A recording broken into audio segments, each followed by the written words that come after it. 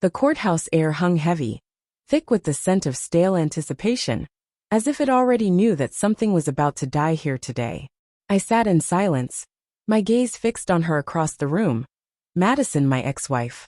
Her new husband, a gaunt figure dressed in a cheap suit that clung to his thin frame, gripped her hand as though it were a lifeline. She didn't meet my eyes. She hadn't since the day she filed the lawsuit. It wasn't about the house. Not really. The house should belong to me, she had argued, her complaint filed neatly 2 years after our divorce papers had been signed and sealed. It was meant for a family, she claimed. And now we are the family. A lie wrapped in self-righteousness. I had built that house with my own hands. The foundation was my sweat, the beams were my blood. Every nail was driven with memories of our time together. Memories I had tried, perhaps foolishly, to preserve. And now, she thought she could waltz back into my life and strip it from me as though it were hers to take. The audacity, the entitlement. She thought I would simply let her. I had no lawyer. I didn't need one. I had been planning for this moment for 2 years.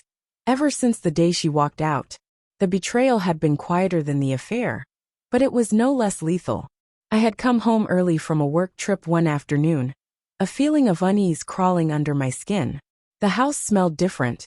Too much vanilla, masking something far fouler underneath. I found them upstairs. Him, tangled in our bed, like maggots writhing in an open wound. Madison didn't cry. She didn't beg. She didn't even seem surprised. She simply looked at me with that hollow smile, the one I had once mistaken for love, and said, "Maybe this is for the best." Maybe it was. I let her go without a fight. I gave her the furniture, half of our savings, even the car. I kept the house. It was all I asked for. She agreed. Or so I thought. Then came the lawsuit, cutting me deep. The house, according to her, was intended as marital property, meant for future family use. And now that she had a new family, she was entitled to it. It was absurd. It was dangerous.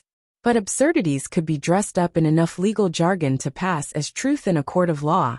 I felt the old anger stir beneath my ribs, but I smothered it quickly. Uncontrolled rage was a weapon misused. It was a weakness. Instead, I sat at the kitchen table, the cold marble grounding me as I mapped out every angle, every move.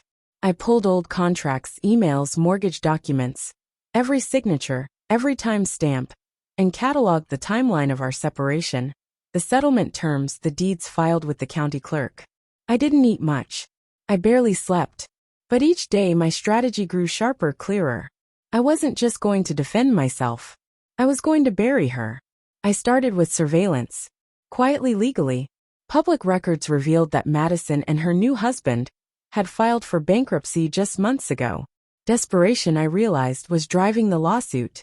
They were drowning, and my house was their lifeline.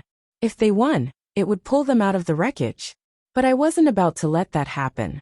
I made a few discreet calls, digging deeper. It wasn't long before I uncovered more. Her new husband had several fraud charges dismissed years back. Technicalities, but enough to stain his credibility. Madison herself had lied on her bankruptcy forms, omitting assets gifted during our marriage.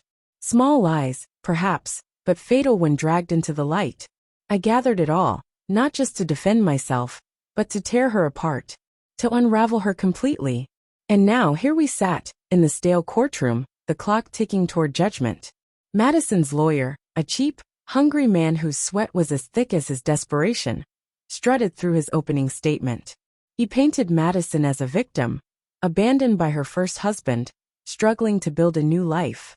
He spoke of intent, of family purpose, weaving a pitiful narrative meant to pull at the judge's heartstrings. I didn't speak. I simply watched. When it was my turn, I rose. Alone. The courtroom seemed to lean forward, sensing the shift in the air. I spoke calmly, methodically. I laid out the timeline. Our marriage, the affair, the divorce, the clear and final property settlement.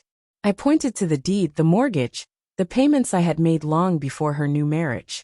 Then I pulled out the records, her bankruptcy filing, her concealed assets, her husband's fraud history. The judge's eyebrows knitted together. Are you suggesting the plaintiff is using this court to defraud creditors and seize an asset she relinquished willingly? He asked. I'm not suggesting, Your Honor. I replied, my voice steady as a blade. I'm stating. I handed over the exhibits. A long silence followed as the judge flipped through them, page by damning page. Madison's face drained of color, her lips moving but no words coming out. She looked like a fish gasping for air. Her lawyer fumbled, stammering objections that were swatted away like gnats. The judge leaned back in his chair, his voice falling like a hammer on wet stone. Case dismissed. The plaintiff is advised that the court does not look kindly on attempts to weaponize litigation for personal gain.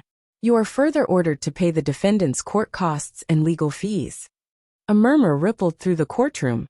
I turned and caught Madison's eyes for the first time since all of this began. There was no anger left in me, no sadness.